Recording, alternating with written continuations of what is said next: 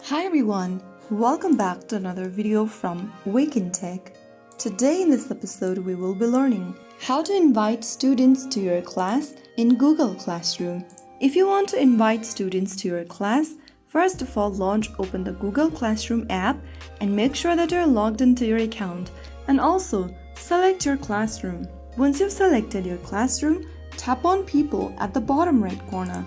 Now, you can go ahead and add students from this page.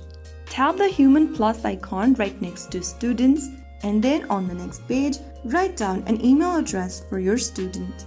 After typing down the email address of your student, select their profile from the expanded menu. Now, you can add multiple students in your class.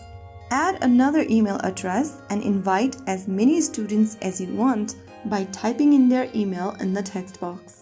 After selecting enough student, tap on Invite at the top right, and then you will see Invited level right underneath the email addresses. Soon after they accept your invite and joins into the class, they will be added in your class member. After they joins into the class, they'll be added to the list, and that's how you can easily invite students to your class group easily on Google Classroom. If you found the video helpful, don't forget to like, share and subscribe to the channel. I will be back again in the next video. Thank you for watching.